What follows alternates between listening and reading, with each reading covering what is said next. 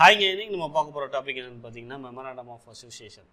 So இந்த memorandum of association பார்த்தீங்கன்னா company லாவில் ஒரு முக்கியமான டாபிக். ஸோ இந்த கம்பெனி லாவில் முக்கியமான டாபிக் அப்படிங்கும்போது மெமராண்டம் ஆஃப் அசோசியேஷன்னா என்னென்ன செக்ஷன்ஸ் இம்பார்ட்டண்ட்டு அப்படிங்கிறது யூஸ் ஆகும். நீங்கள் securities and exchanges board exams, company secretary exam, இல்லாட்டி நார்மல் லா ஸ்டூடெண்ட்னா இந்த வீடியோ உங்களுக்கு ஹெல்ப்ஃபுல்லாக இருக்கும். ஸோ வீடியோ பாருங்கள். என் சேனலுக்கு இன்னும் சப்ஸ்கிரைப் பண்ணாட்டி என் சேனல் சப்ஸ்கிரைப் பண்ணுங்கள். இந்த மாதிரி லா வீடியோஸ், லா சம்மந்தமான டாபிக்ஸை வந்து தமிழில் ஈஸியாக சொல்லிகிட்ருக்கேன். ஸோ நம்ம டாப்பிக்கில் போகலாம். So memorandum of association definitions இதில் பார்த்தீங்கன்னா செக்ஷன் 256 வந்து மெமராண்டம் அப்படின்னா என்னென்னா, memorandum of association as originally framed or as altered from time to time in pursuance of any previous company law or this act. So இதை பொறுத்த வரைக்கும் என்னென்னு பார்த்தீங்கன்னா, இந்த செக்ஷன் 256 வந்து மெமராண்டம் அப்படிங்கிற ஒரு டெஃபினேஷனுக்கு எக்ஸ்ப்ளனேஷன் கொடுத்துருக்காங்கன்னு சொல்கிறது தான். மற்றபடி இதில் பெருசாக ஒன்றும் கிடையாது. Memorandum of association as originally framed or as altered from time to time in pursuance of any previous company law of this act அப்படின்னு சொல்லியிருக்காங்க. ஸோ மெமராண்டம் ஆஃப் அசோசியேஷன் நீங்கள் வந்து கம்பெனிஸ் ஆக்ட் படி பண்ணிங்கன்னா அதுதான் மெமராண்டம் அப்படின்னு சொல்லி டிஃபைன் பண்ணியிருக்காங்க. பட் மெமராண்டம் ஆஃப் அசோசியேஷனில் நிறைய கம்பெனிஸ் ஆக்ட் 2010 இன்னும் நிறைய செக்ஷன்ஸில் எக்ஸ்பிளைன் பண்ணியிருப்பாங்க. அது என்னென்னு நம்ம பார்க்கலாம்.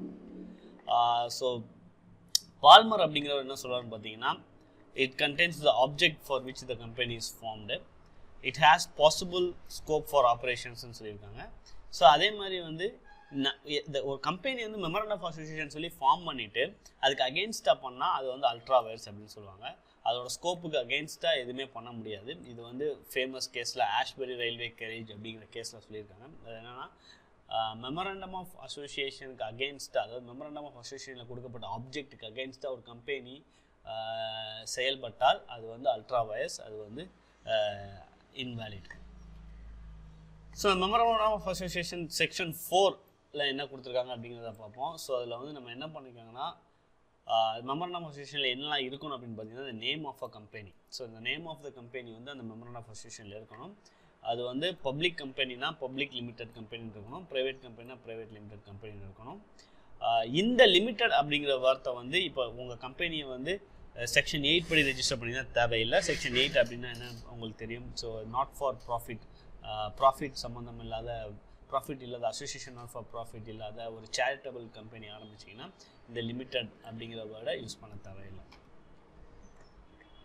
அதே சொன்ன மாதிரி தான் மெமராண்டம் ஆஃப் அசோசியேஷன் செக்ஷன் 4 நான் ஃபஸ்ட்டு சொன்ன மாதிரி வந்து நீங்கள் வந்து நேம் இருக்கணும். நேமுக்கு அப்புறம் எந்த ஸ்டேட்டில் அந்த கம்பெனியோட ரெஜிஸ்டர் ஆஃபீஸ் இருக்குதுன்னு தெரியணும். ரெஜிஸ்டர் ஆஃபீஸ்னால் அந்த கம்பெனி வந்து கம்யூனிகேஷன் ரிசீவ் பண்ணுறதுக்கு போகிறதுக்கு ஒரு ஃபிசிக்கல் ஆஃபீஸ் தேவை. ஸோ அதான் ரெஜிஸ்டர் ஆஃபீஸு. அதுக்கப்புறம் அந்த மெமராண்டம் ஆஃப் அசோசியேஷனில் object for which a company is propose to be incorporated அதுவும் இருக்கணும். அப்புறம் லயபிலிட்டிஸ் ஆஃப் மெம்பர்ஸும் இருக்கணும். அப்புறம் இந்த name of the person who in the event of the death the subscriber will become the member. இது வந்து 1% கம்பெனிக்கு வந்து பொருந்தோம். அது என்னென்னா, சப்போஸ் அந்த 1% கம்பெனி யார் பேரில் கம்பெனி ஆரம்பிச்சுக்கோங்களோ அவர் இறந்துட்டாருன்னா யார் மெம்பராக வருவார் அப்படிங்கிறத வந்து இப்போ நீங்கள் 1% கம்பெனி இருந்துச்சுன்னா அதை வந்து மெமராண்டம் ஆஃப் அசோசியேஷனில் சொல்லணும்.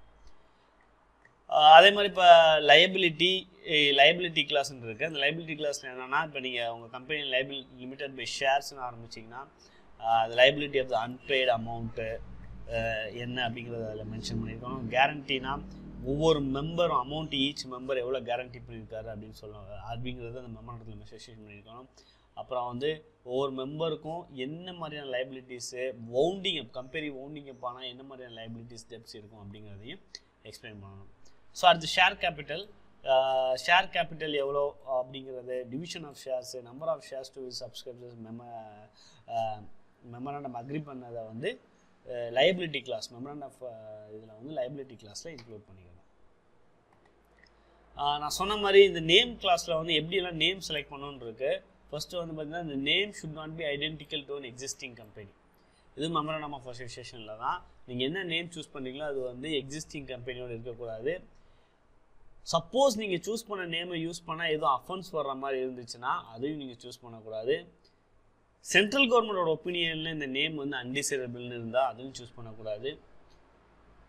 நீங்கள் சூஸ் பண்ணுற நேம்னால உங்களுக்கும் சென்ட்ரல் கவர்மெண்ட்டுக்கு எது கனெக்ஷன் இருக்குது அப்படிங்கிற மாதிரியான ஒரு இண்டிகேஷன் வந்தாலோ, சென்ட்ரல் கவர்மெண்டோட அப்ரூவல் இல்லாமல் நீங்கள் அதை பண்ணாலும் அதையும் நீங்கள் சூஸ் பண்ண முடியாது. ஸோ நீங்கள் எப்படி நேமை சேஞ்ச் பண்ணணும்னு பார்த்தீங்கன்னா, by passing a special resolution and approval from the central government.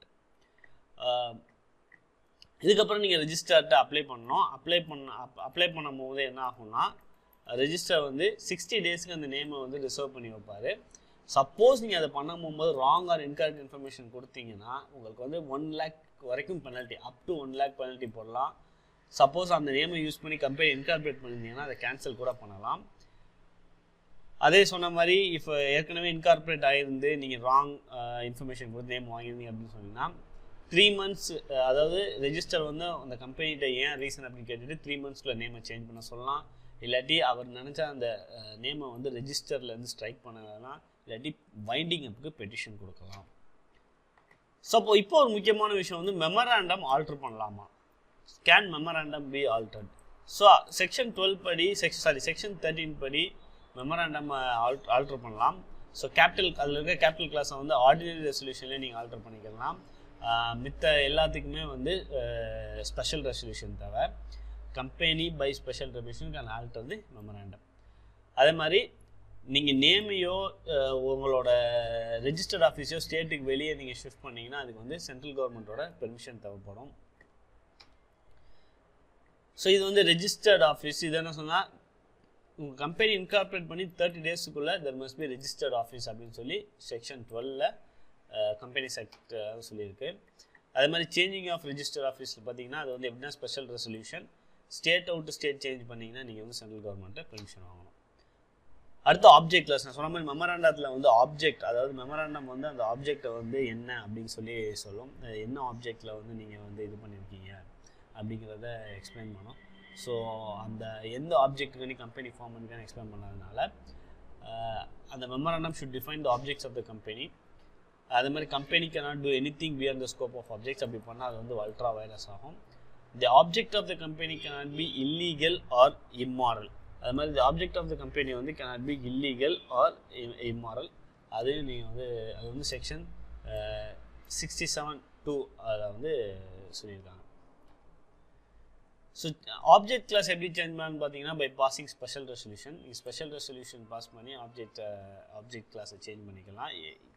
Prospectus issue பண்ணலாட்டி ப்ராஸ்பெக்டஸ் இஷ்யூ பண்ணிங்கன்னா special resolution through postal ballot. Advertisement giving details of the resolution இந்த நியூஸ் பேப்பர் வந்து இம்பார்ட்டன்ட். இதை தவிர சில இதெல்லாம் இருக்குது. ஸோ இப்போதைக்கு ஆப்ஜெக்ட் கிளாஸை சேஞ்ச் பண்ணுறதுக்கு 2 டிஃப்ரெண்ட் ப்ரொசீஜர்ஸ் இருக்குது. ப்ராஸ்பெக்டஸ் இஷ்யூ பண்ணால் என்ன, இஷ்யூ பண்ணலான்னு நான் சிம்பிளாக சொல்லியிருக்கேன். எக்ஸ்பிளைனாக டீட்டெயிலாக வந்து கம்பெனி செக்ட் 2000 தெரியுது, உங்களுக்கு தேவைன்னா பார்த்துக்கோங்க. ஸோ இப்போதைக்கு இந்த மெமரண்டம் ஆஃப் அசோசியேஷன் பற்றி ஒரு சிம்பிள் இன்ட்ரடக்ஷன் முடிச்சிட்டேன். இந்த மாதிரி உங்களுக்கு நிறைய வீடியோஸ் தெரிஞ்சுக்கணும், என் சேனல் சப்ஸ்கிரைப் பண்ணுங்கள், இந்த வீடியோ லைக் பண்ணுங்கள், ஷேர் பண்ணுங்கள். இன்னும் நிறைய வீடியோஸ் கம்பெனிகளில் கொடுக்குறேன். தேங்க்யூ.